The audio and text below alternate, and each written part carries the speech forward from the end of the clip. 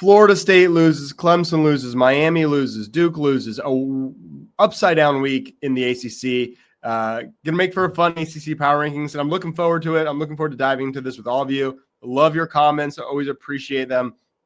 I just posted a video that dives deep into Clemson and Florida State. I'll talk about them both here, but I go much deeper there. So if you're a Florida State fan, a Clemson fan, or just interested, check that out. I will say that took a lot of time, a lot of re-recording, and there's an accompanying TigerNet article for those. So now I'm looking forward to just kind of a fun one to break it down. And these ACC power rankings, I hope they've been fun for Clemson fans to kind of get out of Clemson for a bit and just enjoy college football. So that's what we'll do here. And we'll dive in. Here at the bottom, North Carolina, Boston College, Virginia Tech. I think North Carolina and BC are probably maybe the two worst teams in the Power Four. North Carolina had a shot to win, but they fumbled it on the goal line at Cal. Honestly, they played decent for them. So kind of just how their season's going. Boston College, I'm not one as a Clemson fan to tease for losing at home, but they got blown out by UConn at home. It's pretty bad. Virginia Tech had off. They could have a fun offseason, though. Could James Franklin make the not that long trip from Penn State to Virginia Tech? That would be a pretty home run hire. I know they got Brent Pry from there, so that's a little weird, but I don't know that it's crazy. I think it'll be a good hire. I think Blake Baker at LSU could also be interesting, especially if Brian Kelly is fired or kind of on a hot seat. Maybe Blake Baker takes that opportunity to get out. He's their defensive coordinator. I think he still is at the time he was hired. He was the highest paid defensive coordinator in all of college football. Could he go be a head coach? I think those are two of the best ones. Maybe their current coach, Philip Montgomery, is probably in the running. This is such a crazy coaching cycle. And Virginia Tech's probably towards the bottom of some of these really, really good jobs that are open. Florida State might open. Gonna be tough to get your top choice. And I think schools like Florida are going to feel a little bit weird about going and getting James Franklin, who they think they're above Penn State in the pecking order. So then to go get the guy that they just fired, I don't see Florida State or Florida doing that. It would actually be a great hire for Florida State, but maybe attainable for Virginia Tech would be really exciting for them. Above them, Florida State. Lose, stuffed at the goal line. I actually thought it was a touchdown, but neither here nor there. They've lost 9 straight ACC games. If they can afford it, I think it's time. You got to move on from Mike Norvell. He doesn't recruit high school, but it's not a talent acquisition thing for him or Coach Sweeney. Yes, they should have more talented rosters than they do. Yeah, they're not really talented enough to win national championships right now. That's not why Clemson hasn't won a home game in a year. That's not why Florida State hasn't won an ACC game in a year. Florida State's talented enough to beat Alabama, right? Convincingly. Not a fluke in a home game to open the year. So what is it about their psyche that they don't stay focused? They lose their confidence so quickly. And maybe that same kind of thing applies to Clemson. I think it's not just a talent thing. Although, especially at Clemson, I think talent is part of the problem, right? Florida State needs to recruit high school better. Clemson needs to recruit the portal better. But they also need to coach and build culture better. So I think Florida State's solution is go out, get a big-time hire. All right, here's the group above that. Cal gets the win. I'm not going to move Cal up for beating North Carolina. They're maybe the worst Power 4 program. So they stay put at 13. Clemson drops. I think they were 8. They dropped to 12. I picked them to lose 31-10 to SMU. And they weren't quite that bad, 35-24. And Vizina, though, it's almost more troubling is Vizina looked good. They didn't lose because, your quarterback's out. They lost because they were inferior to SMU at the lines of scrimmage. They got, I think it was 35 rushing yards to well over 100, 5 yards per carry for SMU, like 2 or so for Clemson. I mean, embarrassing. Can't run the ball against SMU getting gashed. Linebackers looked undisciplined. Safeties still aren't good. Running backs are not really running backs. It's Adam Randall and Peter Woods. I like Adam Randall, but you think you're a national championship contender and Randall's your running back. You don't have an offensive line to help him out, make it easy. I think it's just I'm a big Yankees fan. I know most of you probably hate the Yankees, but I think this is a good connection here. A-Rod and Jeter were on, I think it was like the TBS post game after the Yankees were eliminated. And they said it's poor roster construction. That's kind of what it is at Clemson. You think you're going to go win a championship with an offensive line where you didn't like an offensive line where the interior is weak, and you're going to bring in either a freshman or a new to the position running back, and that's going to work out? Like, just not good planning, right? So a lot of problems for Clemson. There's more to dive into, and I do that in a separate video, which I'll link at the end of this one. So stay tuned to the end. Click that or jump to it if you want to dive deeper. Above them, Syracuse and Stanford. Let's see. Syracuse, Ricky, they finally play some good defense, and Ricky Collins throws 3 picks. They slow down Pitt, but Pitt returns a punt. They lose 30-13 despite actually playing good defense. So when it starts going wrong, again, it's just like no complimentary football, which is kind of Clemson's problem. No complimentary football. Stanford got the win against Florida State. They move up from 14-10. Beating Florida State, just like beating Clemson, is not really that big of an accomplishment these days. But nonetheless, they're 3-4. They hadn't exceeded 3 wins in the prior 2 years. They're probably gets at least 4 wins this year. So progress for the Stanford Cardinal there. Above that, Wake Forest and NC State. Now, NC State already beat Wake. Wake had the open date this week, but Wake's going to make a bowl. Wake is better than Clemson. Wake would beat Clemson head up. Wake has made progress. NC State, I think NC State's kind of mediocre. And they're going to have an interesting decision because they won't be, 4-8. They're not going to be horrible. They go to Pitt. I expected them to lose. That's a tough road game next week. They're 4-3. They'll be 4-4. They'll probably end up like 6-6. You pull the trigger, make a move, and move on from Dave Doran.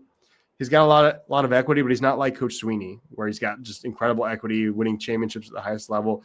Doran's never won the ACC, let alone made the playoffs. So it's conceivable they could move on. That'll be interesting. Above them, you get into the teams that were pretty high last week. All of these have had pretty good seasons now.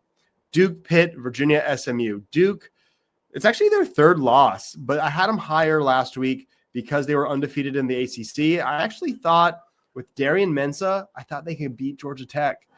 And he threw for 373, 2 touchdowns, no picks. So, the process wasn't bad there, but it wasn't enough. It wasn't enough. They're now 4-3. They're probably an 8-4 team.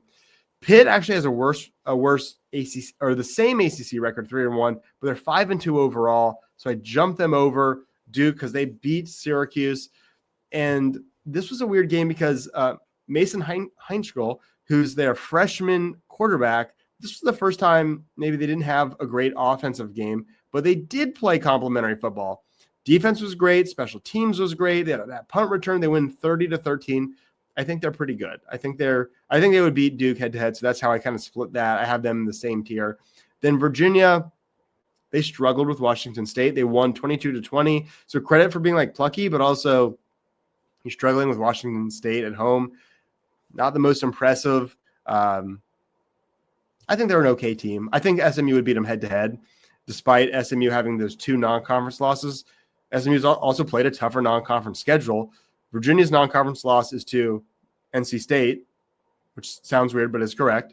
SMU's Baylor, TCU. I think SMU just scheduled tougher, so they're 5-2 instead of 6-1. I think they're the better team. They came into Clemson and just look like the superior team because I think they are. They can run the ball. I think they have a really good quarterback in Kevin Jennings. He threw for 290. He had 1 bad pick, but I think he's a playmaker. I think SMU is a legitimate contender to win the ACC. They're undefeated in the ACC. They're 3-0. Now, the top 3 were tough.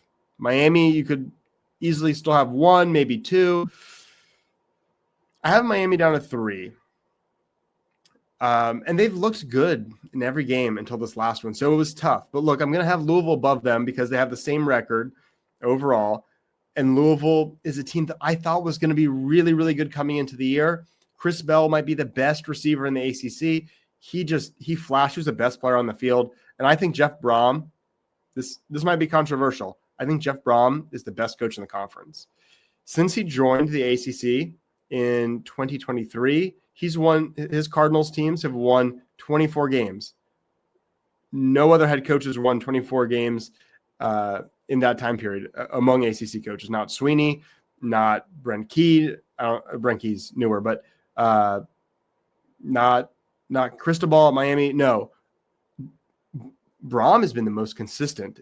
So when you look at like kind of new NIL transfer portal era, who's the best coach, who's doing the most to make the most right now, right? Like Sweeney obviously has the most history and equity long-term and the best case for like Hall of Fame as a career. But like today, who's going to do the most to get your team to a win that day? Absolutely. It's Jeff Braum. He was doing crazy stuff, especially in the first half. 3 quarterbacks on the field at once, all sorts of weird stuff. Miami was like all discombobulated. They get off to a 14-0 lead, and then Miami kind of like owns the day and seems like the better team, but Carson Beck, 4 picks. Louisville's defense got a lot of pressure. I don't know if they won the line of scrimmage, but they you know what? They did win the line of scrimmage. Against Miami, who is like a line of scrimmage team, Louisville won the line of scrimmage. I thought they outcoached him. I don't think Cristobal made any dumb mistakes, but he's not going to be like some crazy innovator like Braum is. I think Braum is an elite coach and a perfect fit. I think Louisville's really good. They lost to Virginia, so they don't control their own destiny. SMU's undefeated, Georgia Tech's undefeated, and Virginia hasn't lost in the ACC. So they probably won't make the ACC championship game, but if they could, they still have to play SMU, and they have to go to SMU to do it. So if they win that game and they finish 11-1, but let's say it's Georgia Tech versus Virginia. Let's say that's the ACC championship. Maybe Georgia Tech and maybe Georgia Tech and Louisville both make the playoff. I think they should in that scenario. I think it's possible. Georgia Tech's won. Every time I watch them, every time I look at their box score, I'm thinking, how do they do this? Like Mensa was the better quarterback, and yet somehow Haynes King gets 120 rushing yards. They find a way to win. They were trailing. They find a way to win. They were trailing in a lot of these games. They're trying to Wake Forest and Clemson, and they find a way because they just are tough. They battle. They wear teams down, and I just figured surely it's going to run out eventually. You can't keep doing that, and they do. And they do. And I think that at this point I have to buy in and say, hey, I think they're going to maybe win out. Maybe they go 11-1 or even 12-0. The only other team I can think of that wins games that they probably shouldn't and battles back and comes back and just has a will to win like they do is Georgia, who came back and beat Ole Miss. That game to end the year could be 2 undefeated teams that maybe aren't like as good as their records say, but just have a will to win. And that'll be a fun battle in Atlanta in Mercedes-Benz when Georgia Tech and Georgia play. Maybe you didn't have that as like this incredible battle before the year, but I think it's shaping up to be one. So I have Georgia Tech. I think they've earned it. They're undefeated. They're 7-0. They deserve without a doubt to be number 1 in these power rankings. I think Louisville, I think they're really good. Maybe haven't looked amazing prior to this Miami game, but they won games. They only have 1 loss, and it's to a decent Virginia team. So I think this is right. I think this is how it stacks up. Let me know what you think. Let me know what you think of some of these candidates for new coaches, maybe at Florida State. Who should Florida State get? Virginia Tech. I don't know if others open up, but this is a crazy coaching cycle that's about to ensue with Florida now opening, and LSU may be opening, and Penn State open. May not be the best time if you're a school like NC State or Florida State to not to say they're the same by any means, but if you're anyone else to try to compete for the top talent in coaching, it's going to be really interesting. Let me know what you think. As always, I enjoy your comments, so join in there and let me know what you think. Thank you to our sponsor, Ready Vets. If you live in the upstate and have a dog or cat that needs immediate care, Ready Vets is the place to go. If you enjoyed this, please like and subscribe.